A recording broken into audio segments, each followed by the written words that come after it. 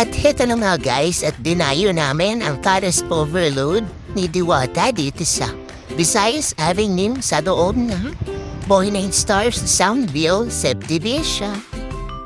Sobrang dami ng tao, pero mabilis naman ang pila, kaya hindi rin naman masyadong lahirap maghintay. Ready na rin yung food stand ng hotdog, ng family chicken, at ng spaghetti, pero hindi pa siya open.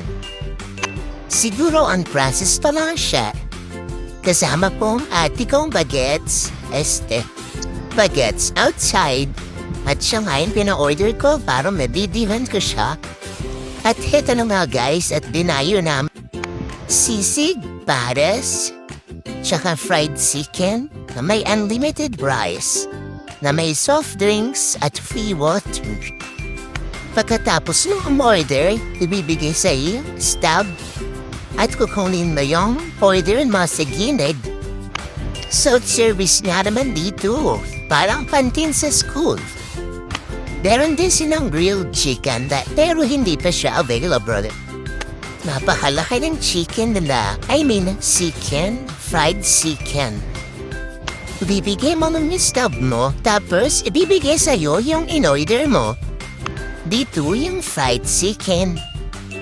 Pagkatapos, sumunod nun, dun yung sabaw, tsaka yung pares, tsaka yung kanin, at yung mga condiments.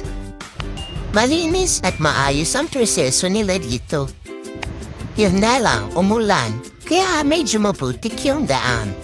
Yung mga bato-bato sa pilahan. Nakala mo election pero maraming vlogger dyan, hindi mo lang papansin.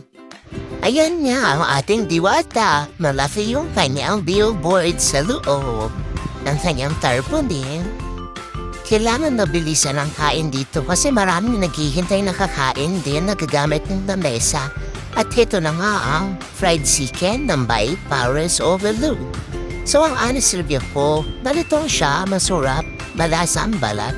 Pero ang loob parang pinakalu siya, medyo matabang. Siguro kulang sa oras sa pagmamarinate kasi sobrang daming umu-order. Pero ang Paris, the best, ang sarap. Yun lang. All in all, 9/10 ang rate ko. So pagtapos kumain, meron free ice cream na kasama. At kailangan nating pumila para makuha ice cream. Ewan ko ba yung likod ko bakit yan ang binibidyohan o lapad-lapad na ginawa pang diida. At ayan na nga sa sobrang dami ng kumipila na patuloy si kuya ng next batch niyang ice cream. Nagtimpla muna siya sa isang lagayan. Tapos nilagay niya sa loob. Tapos maghintay lang ng ilang minuto and ready to serve na ang ice cream ni Diwata. Sulit at tama lang ang tamis. Siyempre kailangan picturean natin ang ice cream kasama si Diwata.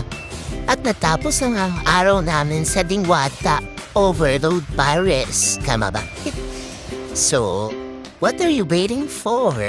Kain na rin sa Diwata Paris Overload dito sa Visayas Avenue Soundville Subdivision.